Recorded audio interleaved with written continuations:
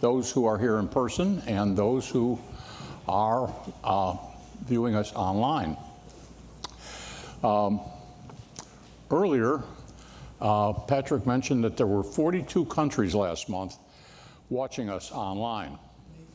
It's an amazing thing. And you know, I'd like to ask those people who are in some of those more remote countries to drop us a line.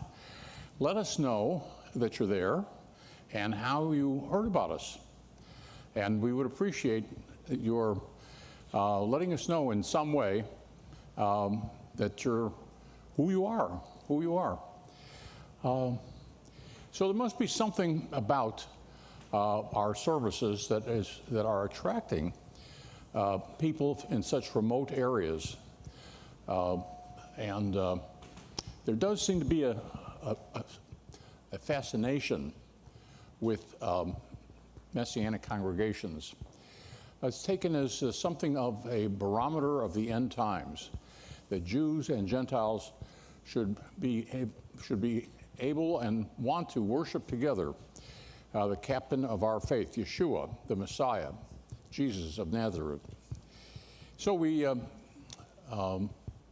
we're participants in something that's something of the biblical drama. You know, we read the stories in the scriptures, and we say, what could it have been like to have been one of these biblical characters, especially those disciples and others in the New Covenant?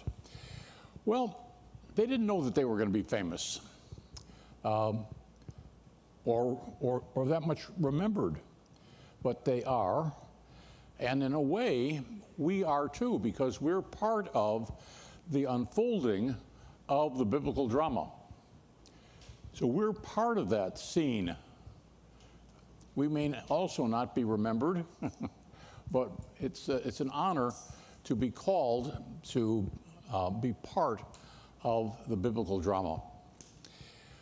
The biblical drama pretty much focuses on the nation of Israel, microscopic, small people through whom God expresses his purposes and opinions.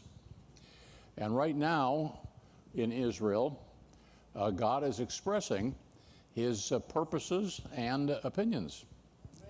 Amen. So this war in Gaza is going on longer than what we thought it was going to. I spoke to my daughter-in-law in Israel. She says in Israel they're all reconciled to it going on for years, not weeks or months, but they think it's going to take years. And the reason for that, she explained, was because the new strategy by Hamas is not to fire guns, but to have demolition. So in all of the, especially in Rafiah, the thing is all of the apartments have explosives in them. So that when the Israelis should come into that apartment, the demolition would go off. And not only is there demolition in every apartment, but in every room in that apartment. So you can imagine what it is to be an Israeli soldier and have to confront this, and to go house to house, so to speak. So it's going to take some while. It's going to take some while. The United States, it seems to be playing a game of withholding weapons, and so world opinion came after the United States, because the Congress had voted for large amounts of weapons to be sent to Israel. So the Congress voted for it.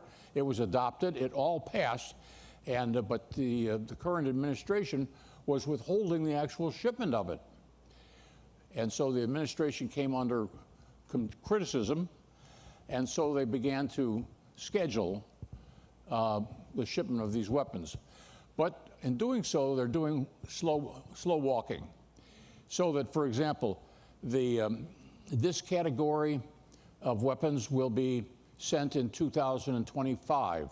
And that category of weapons will be sent in 2026, stretching all the way out to the year 2030. And the last weapons that are scheduled to be shipped are these bunker buster bombs. That's the one thing that Israel really has to have in order to emerge victorious, is to get rid of these tunnels. But the United States is delaying, especially the shipment of the bunker busters, which would allow a victory. So Prime Minister Netanyahu said, "You want the war over faster? Give us the weapons faster." So you, Mr. United States, you're the one who's protracting the length of this war, because you're delaying the sending of the needed weapons. That's something. It seems so negative, but actually, as in life, maybe we've all noticed that negative things do come in. And so much of our lives are spent waiting. Oh Lord, how long? Oh Lord, how long? And we're waiting and we're waiting and we're waiting for something. We're always waiting for something, and it seems like an endless wait. And then what happens is something negative happens. That's good. That's good, because that's what shakes things loose, okay? Because the Lord has the devil tripping on his own feet, so to speak. The negativity, the negative actions of the adversary, okay, that provides the catalyst for change. So if we're waiting for change in our lives, we're waiting for something to happen, okay, let us not begrudge the negative, because it is the catalyst for change. Change. We want a solution. When you start to see some negative stuff happen, say, okay, help is on the way. All right, let's get started with our service. I want to call forward our shofar blowers and Jerry Cohn to say the blessings over the blowing of the shofar. And John, you coming forward?